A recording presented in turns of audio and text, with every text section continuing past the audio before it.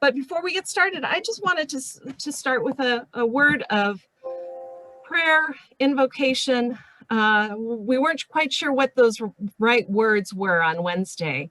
There have been so many words since, right? But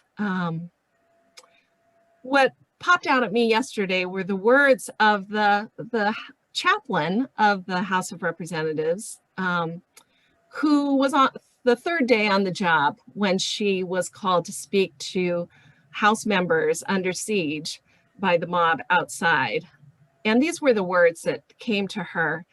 Reverend Margaret Gruen Kibben was asked to pray once again. She'd opened the session, but she was asked to pray once again.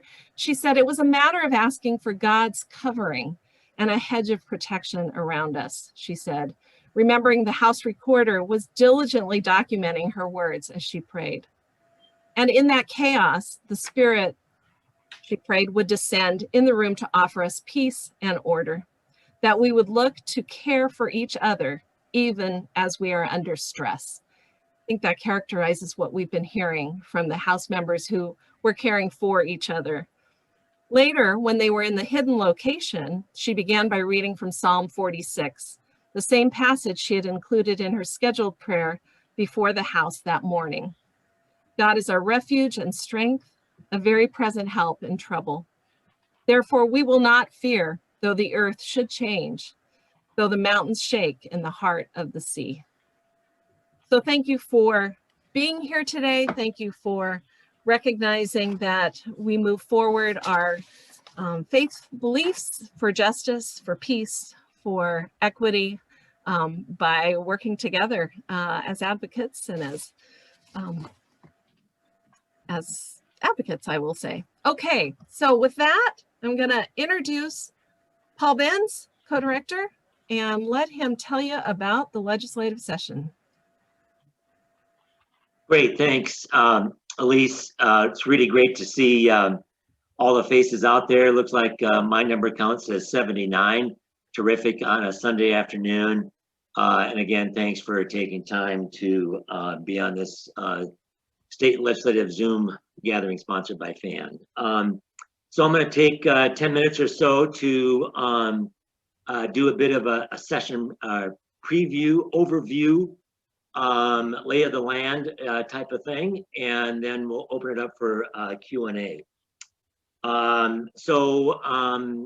If you know or don't know, the legislature begins tomorrow, and it always begins on the second Monday in January. It goes for either 60 days, 60 days, or 105.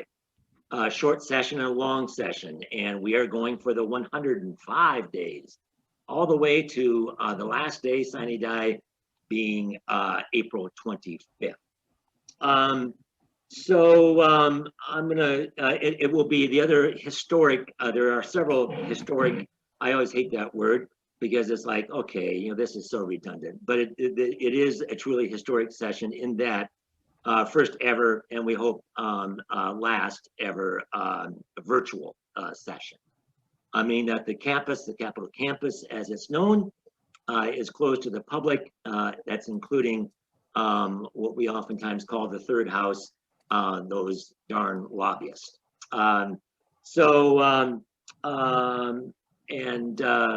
Yeah, I think I'll just leave it at in terms of the virtual.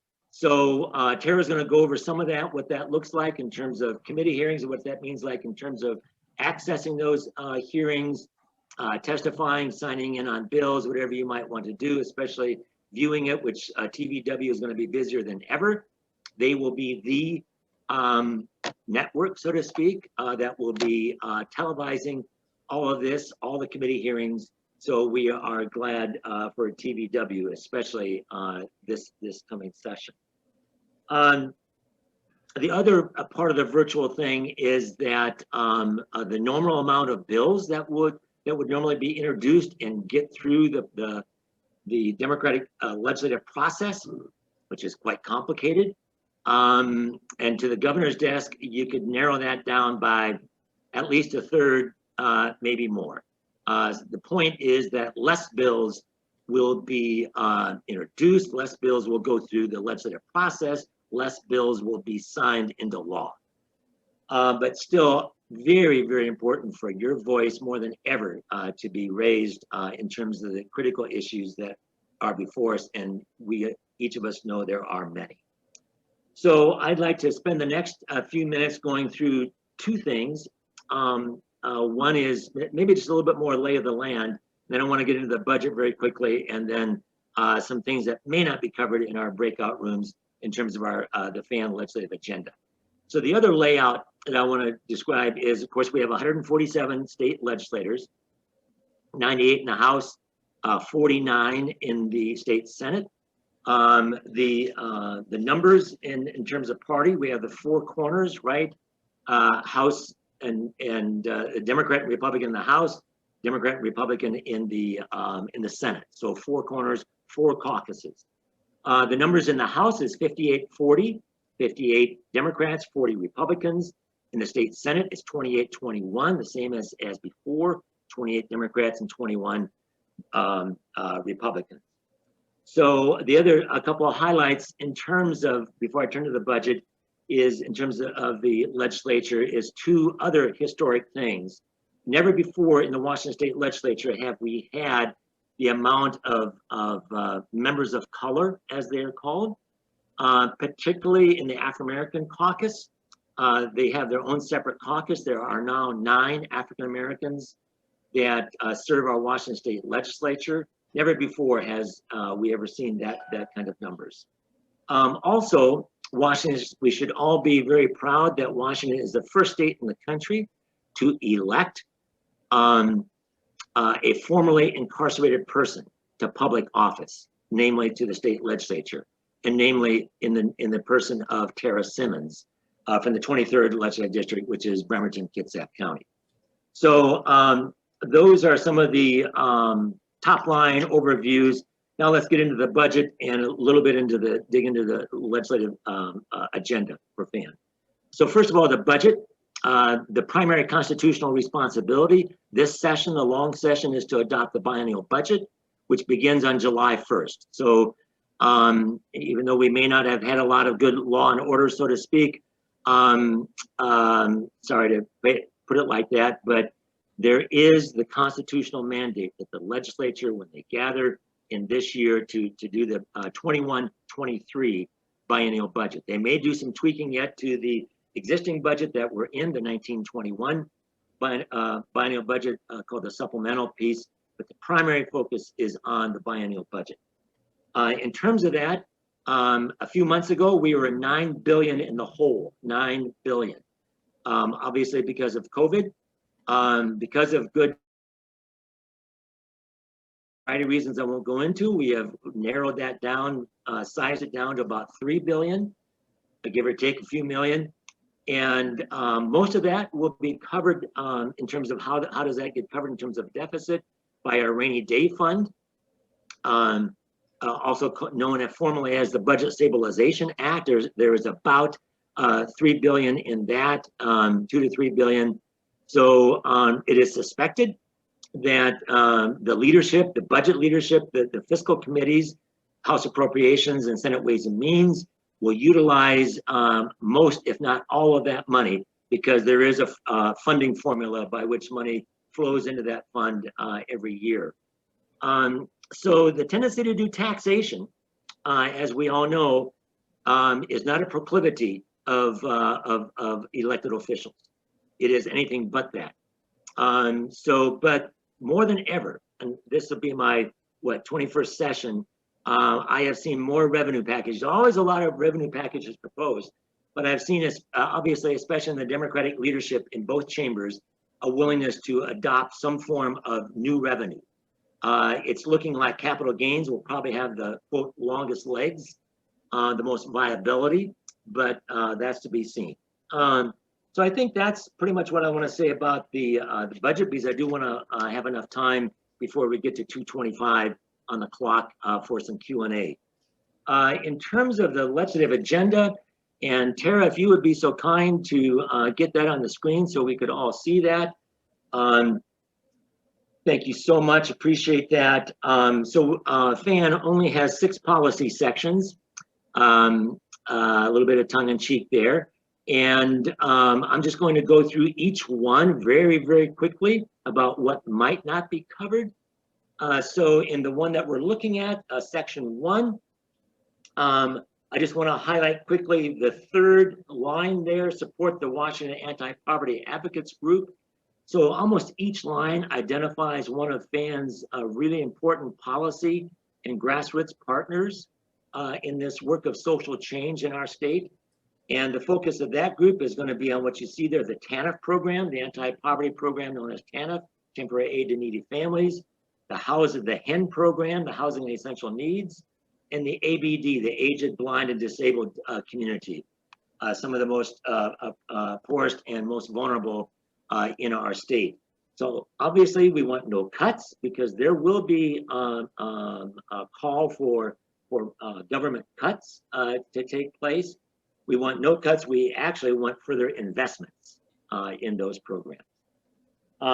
Because in the times we are in, you know, there are families that are not hanging on anymore, that have lost the essentials of life, food and shelter, and there are many that are just hanging on by thread and needle. So, and I know that we have one of our fantastic partners with us in the presence of Christina Wong with Northwest Harvest, and I know she will do a great job covering the food items, the SNAP and EFAP program. So Tara, can you just keep scrolling up to the next section, which is criminal justice? I will be covering that in both breakout sessions, so I'm not really going to spend any time on that. And keep in mind what Tara will remind all of us, that advocacy tab on our website is a key piece for getting into the political encyclopedias, the bill encyclopedias, the issue encyclopedias, just in terms of one-pagers and background. So please, Tara, continue to scroll to the next section.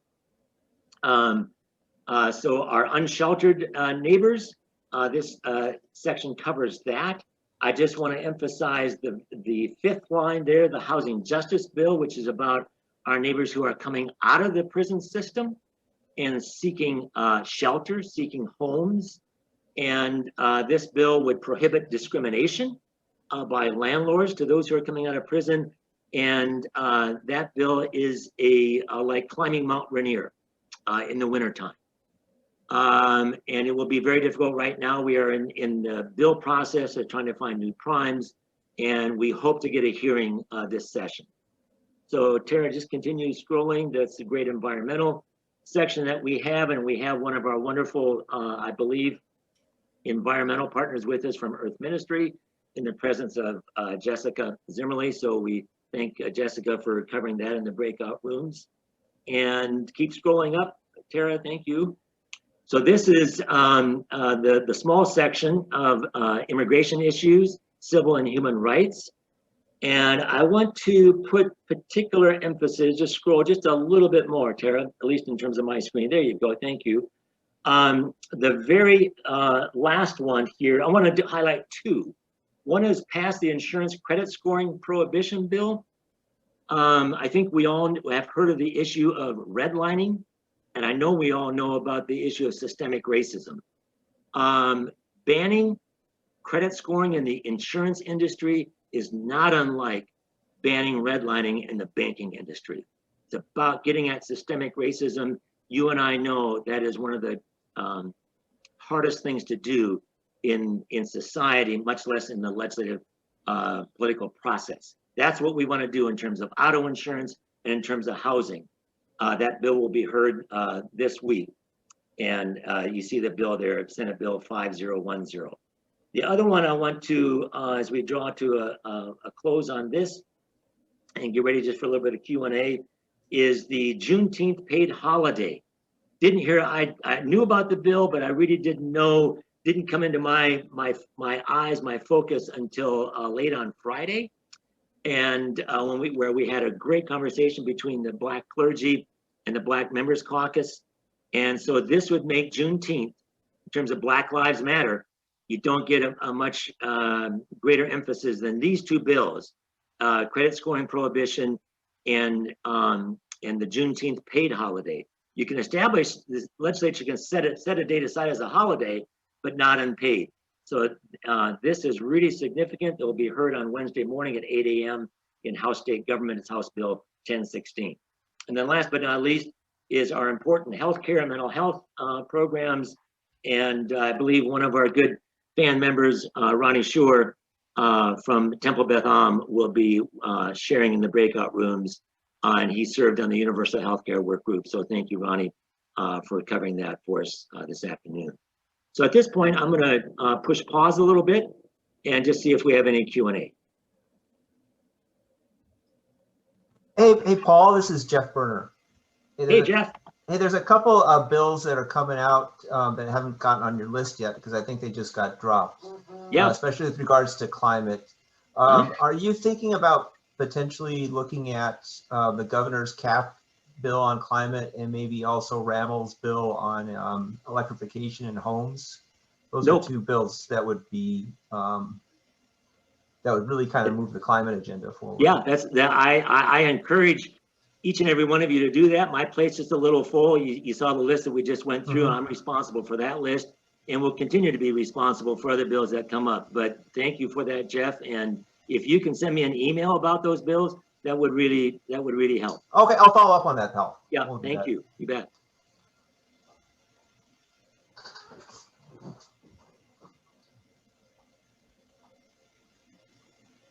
Because in terms of being that this is such a quiet group of 83 people, just follow up on that. We do have an unpublished, what we call a support list, because right now, if you downloaded the list that Tara had up on the screen, it's almost maxed out right now. And so we put some of these into a support list. And Fan, we are very much trying not to be so centralized in terms of the quote centralized staff, but all of you are our advocates, voices, and keep us posted in terms of bills that we cannot humanly track. Anything in the chat room? Paul, I wanted to maybe ask my question again about whether or not we kind of to help us narrow down bills, whether it really, how much difference it makes, if they're in committee, especially at this point, whether our representatives serve on the committee where the bill is being addressed right now. Yeah, if I understood your question, Laura, I didn't quite get the narrowed down piece of it, but if you're talking about finding out what committees our members are on, very, very important. And if your member is not on that committee, it doesn't mean you shouldn't advocate for the bill. You let your members know about that, even if they're not on the committee. And of course, you can always join efforts or have a singular effort to communicate with those members that aren't your legislators. But just kind of like parallel my response to Jeff, if I'm an LA in that office who actually literally physically receives the communications, my first priority is on those who are my constituents, because they can vote me in or vote me out of office. No disrespect to any other person communicating, but that's at some point in time in life, especially in a crunch time, as our legislature is, you need to focus. But by all means, advocate, advocate, advocate. Yep. Does Phyllis Booth? No. Oh. Paul, I think Jessica said in the chat that she was willing to address those bills in the climate environment breakout. So if you're interested, go there. Thank you, Jessica. Yep. Yes, I have a question. Yeah. Is there some tracking going on about tax exemptions? There's been like 21 billion in the past session, and that affects our budget because a lot of it goes to, things that don't really help the 99%. Yes, yes. Thanks, Phyllis, or whomever was speaking there. One of the big tax loopholes will be addressed on this week. I think it's 5096. It's about establishing removing an exemption on capital gains, which affects only about 1% of our wage earning households in this state, and they happen to be the most wealthy. So that would be a major exemption to close. If that was enacted at at the rate that was in the governor's budget at about 7, I believe it was a 7% tax rate, that would bring in about $1 billion every calendar year, every fiscal year.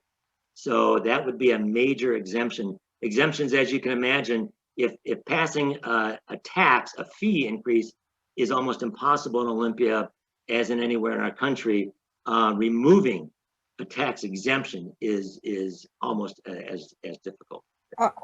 Paul, I would like to know if there's a list of recommended tax exemptions just besides that one. Yeah, we have in our state, I believe, over 500. We have tried to pass legislation that would make that list more transparent. That bill has never passed, right? Okay. Yeah, I love the laughter on that, because it's like, so we don't know. We have to call the Department of Revenue and try and call a state agency, to get through to find out. Can you please send me, the 500 or so tax exemptions and how much each one is worth? That would be so valuable for that to be published in the Seattle Times. But yeah, couldn't agree more with you.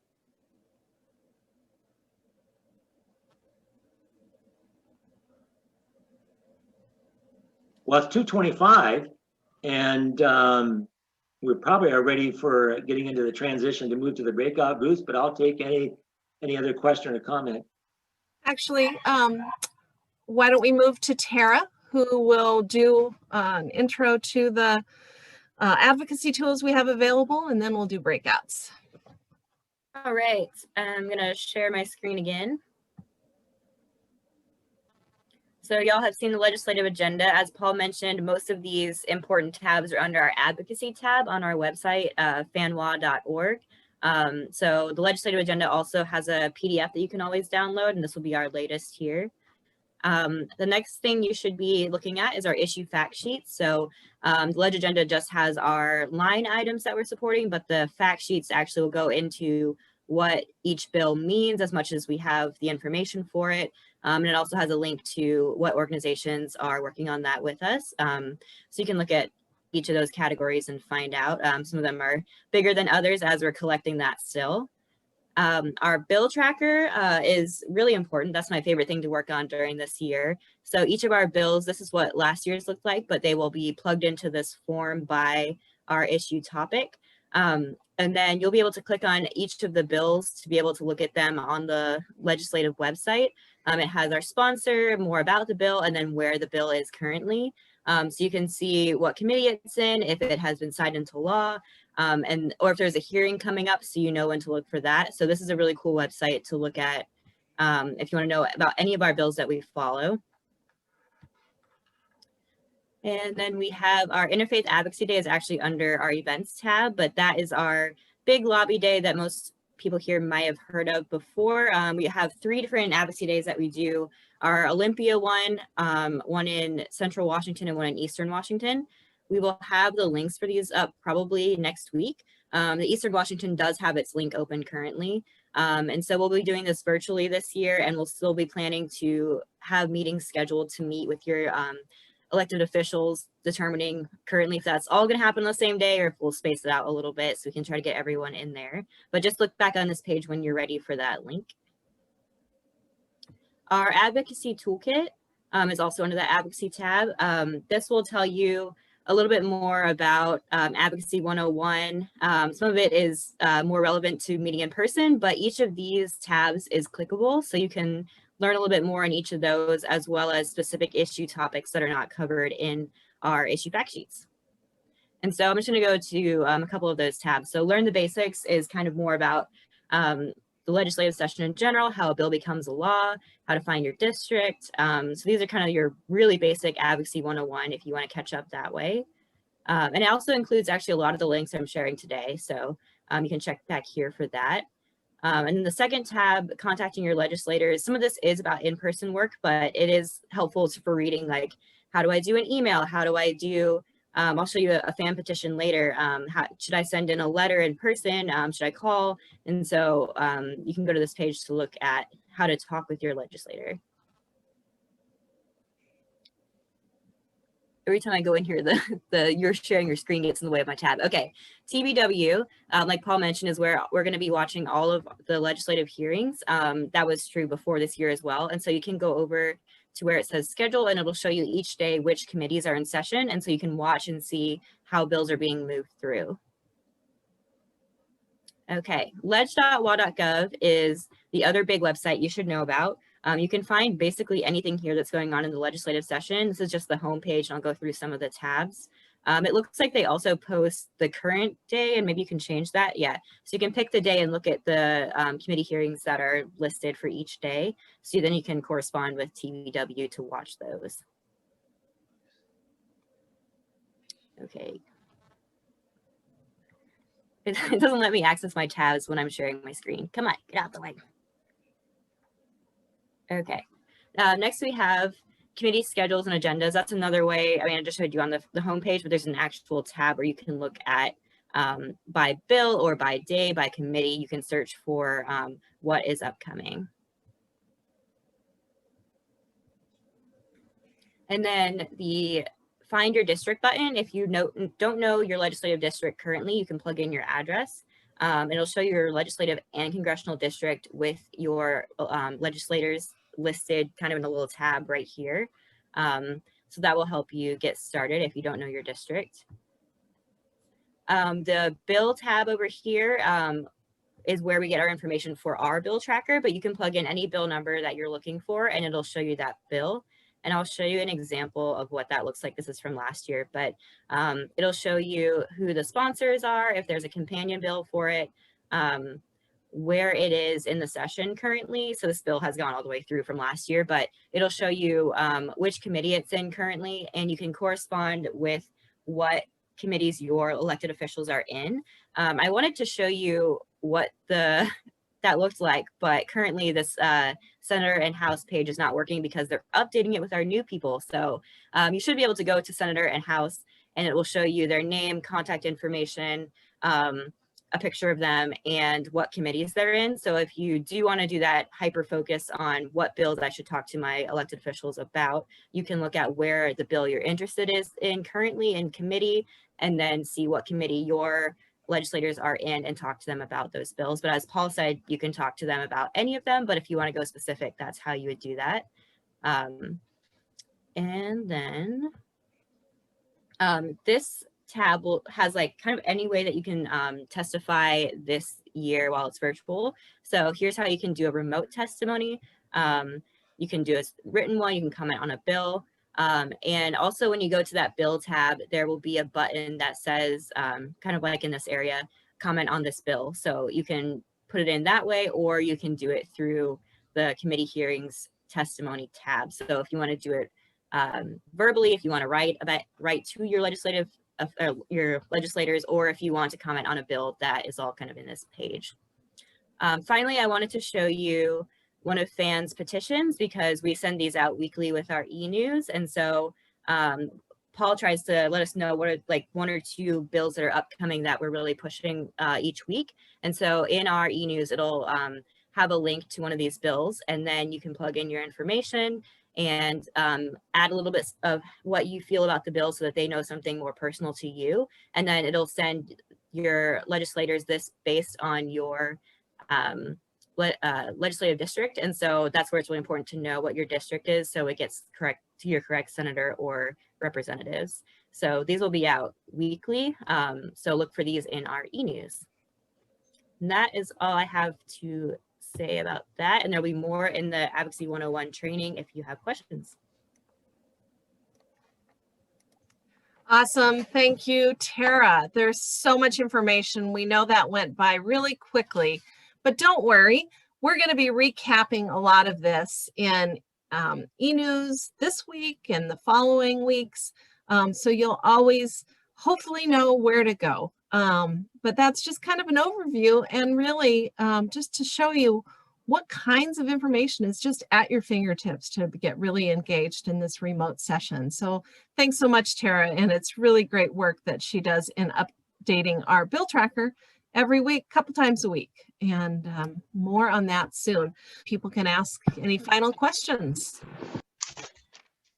So one thing I want to just put in the chat is, again, I want to, if you didn't see it before, I want to put in the petition that's currently collecting signatures for tomorrow for progressive revenue. So we aren't talking about cutting things, that we will balance our tax code and have progressive revenue. So I'm putting that in right now. There are two. There's an organizational sign-on letter that you could take back to your faith community. And then there's a petition that includes individuals, and they hope to present 10,000 signatures tomorrow as the session begins. So that's in the chat. Looks like most people are back. I'm just gonna say welcome back, and there's some progressive revenue things to sign. Earlier in the chat, there's still the National Council of Churches and the Bend the Arc Jewish Action petitions to sign to remove Trump from office. Most importantly, I want to include the link to our website where our staff emails are. So if something has come up in your session and you want to follow up, you'll find our emails in the About Us part of our website.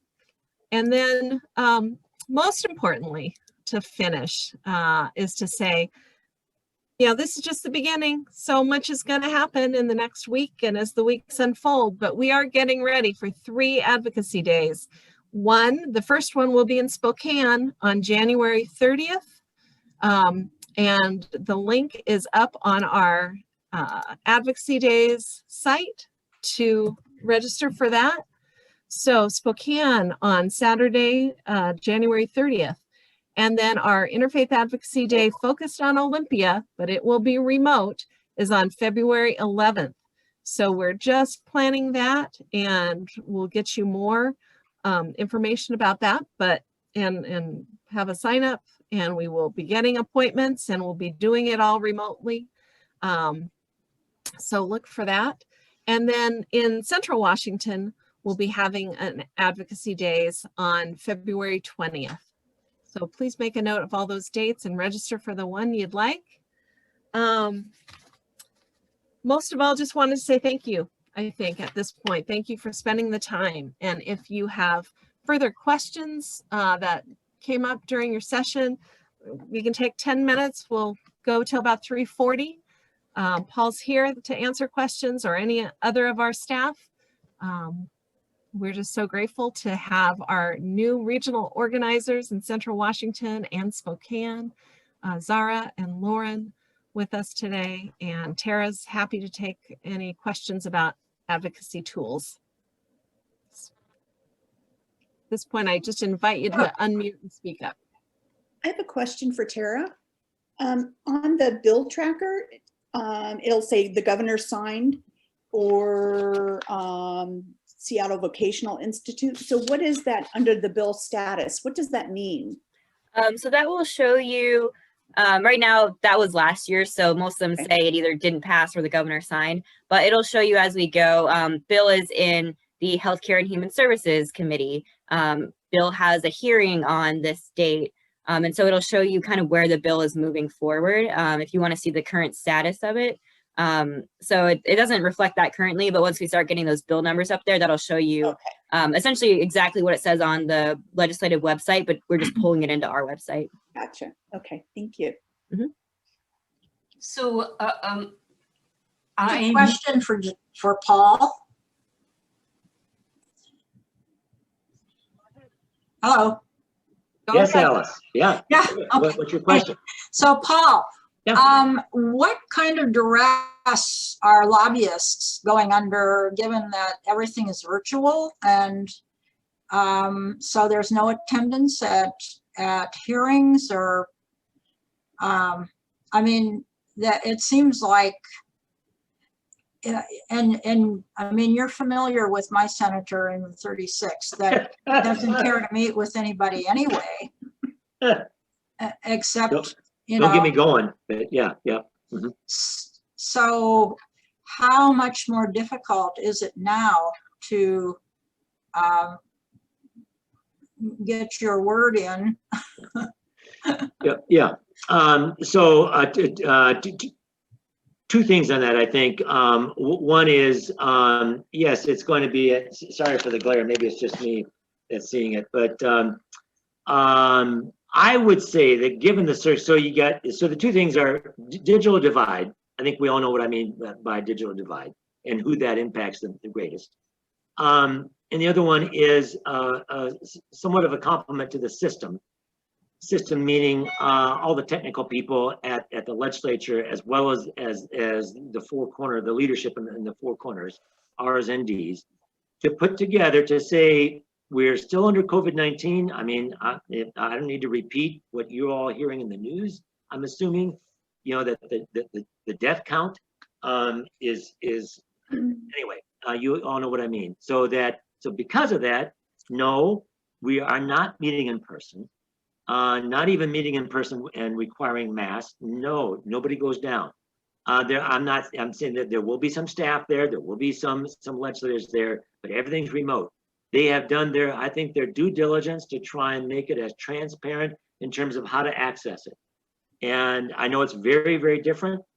But Fan will try to, and Tara, I think, in the amount of time that we gave for her, spelled out how to access the legislature. But you still, the emails, phone calls, you can still use the Ledge hotline, 1-800-562-6000. We could put that in the chat room, but you all know that. And it looks like we got another question. Thanks, Alice. So Sally Metcalf's had her hand up. Yeah, Paul, you mentioned in your session multiple bills that were under consideration this week, but I'm a complete neophyte about how to support bills, so I never heard you say the bill numbers, and I'm not even sure what the bill actual names are. So if I hang up and walk away, I won't have a clue how to go find those. Yeah. So anyway, you could just quickly hit me with which bills are up for consideration this week for police reform. So the most important one will be police tactics. 1054. I know sometimes I speak real fast because of time limitation and the way lobbyists talk, but it's 1054. Prohibition of police tactics, heard on Tuesday, 8 a.m. in the House Public Safety Committee. And I put my cell phone and email in the chat room. So I don't mind people bugging me. The other one that I would really encourage people is not on police reform, but is being I've got the floor, is the Juneteenth bill in terms of Black Lives Matter. You might say, well, Juneteenth means a lot, and this would be a paid holiday. There's a big distinction between, yeah, this is a state holiday, but then the state investing the dollars to make it a paid holiday. And that's House Bill 1016, 1016, heard at 8 a.m. on Wednesday of this week. And you also mentioned 10 a.m. on Friday, the decertification one. Yeah, that's House Bill 1082, 1082. Yep. Okay. Yeah. Mm-hmm. Thank you so much. And once we have our bill tracker ready for 2021, because we are missing a ton of the bill numbers currently, probably in a week or two, then you'll be able to say, oh, I want to go to this section of the information, and then you're able to go police and criminal justice, which bills are up this week, and you'll see that. So that will be coming very soon. Thank you. I think we should mention Senate Bill 5096, which is the governor's capital gains proposal, will be up on Thursday. I don't know what time yet. I think it's Senate Ways and Means. You're going to hear it. Yes, it's going to be 4 o'clock. Okay, thank you, Dave. Somebody shared in chat, which I think is really a valuable point, is that we can, and correct her or me if it's wrong, you can still enter testimony 24 hours after the hearing, written testimony. Can you just give us an overview of what Advocacy Day is going to look like?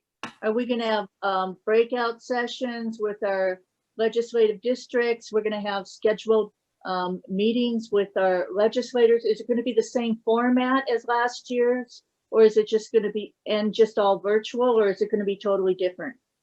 Thanks, Heidi. I can speak to that. We are just getting started planning that. We wanted to plan these sessions first, but we will try to come up with all the components that we can of a usual IFAD, which is, you know, some general overview to the main group, perhaps welcome by a legislator or two, breakout groups into issue work groups, or not issue work groups, what I was saying, issues of our legislative agenda, covering the bills, and much like we've done today, except we'll know way more, right?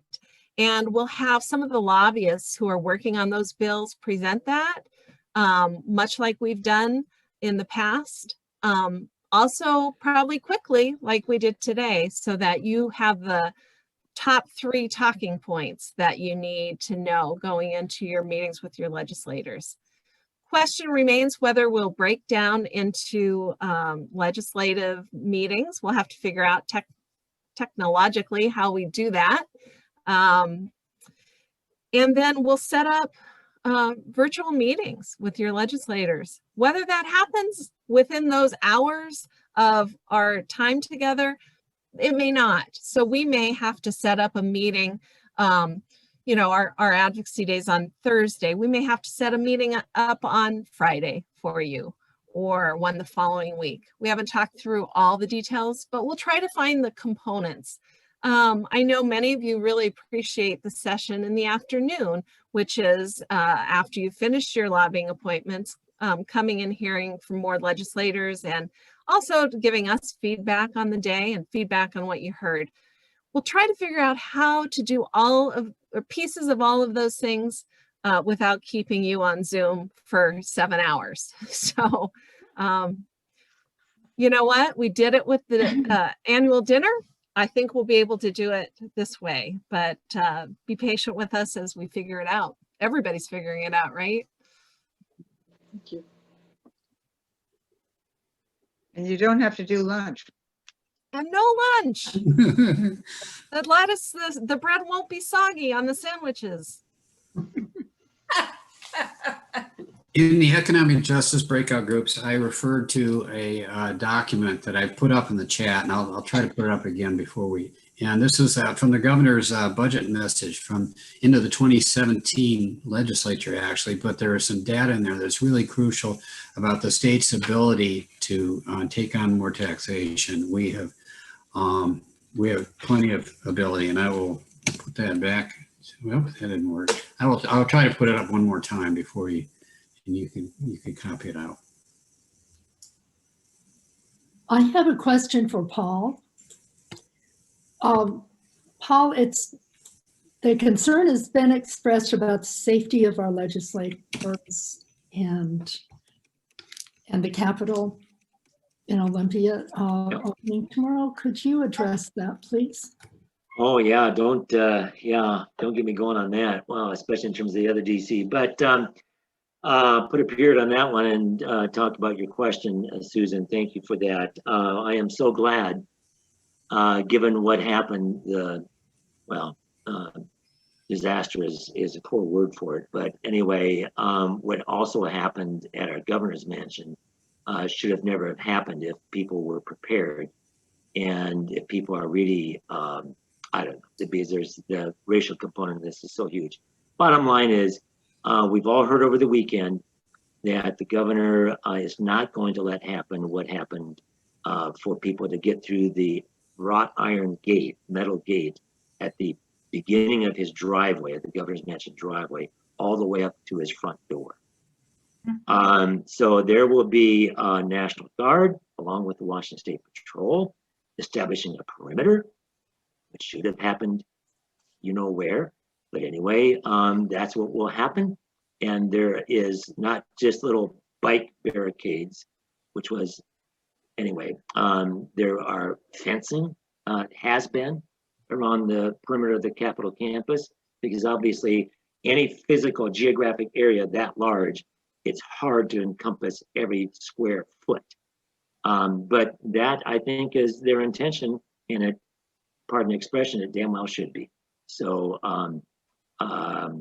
so anyway, and do keep in mind that throughout the session, 105 days, there will be a couple of handfuls of legislators there, probably a lot more staff, because that is the part of the government that is really, really important. Committee staff, caucus staff, and legislative staff. So hope that responds to your question, Susan. Thank you, Paul. That's reassuring. Won't they all be there tomorrow though, Paul? I mean, most of them. Just well, yeah, that I guess is my understanding. Yeah, I guess we'll find out. But yeah, there's coverage on some of our local news websites that you can read about it, that they have to adopt rules and that they're going to take a really long time to do it because they're going to not all go in at the same time. Yeah. Yeah.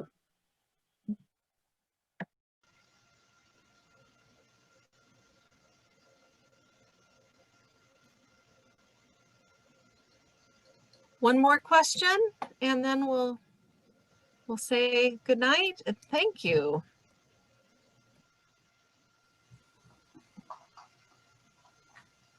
Elise, I just want to jump in and say thank you. This is the first time that FAN has done this, and just thank you, huge thank you to the staff and the small group leaders, breakouts, for organizing this, for everybody for participating. I mean, this was, you know, this was work in a time that's very challenging, and I think obviously very useful to us. So just thank you very much to the staff and to the people who led our groups. And I would like to also say thank you. I'm Susan LS. That was fabulous. Thank you for being here, everyone. We always say we want to learn more. Well, we gave you some resources and you got a month to study up. And please read our e-news. We work really hard to make those punchy and not too dense, but to give you the top line recaps of the weeks as the legislative session goes on. So thank you. Thank you so much. I wish everybody's safe and well. Those are good words to end with. Blessings. Keep safe. Take care of each other. Yes. Thanks.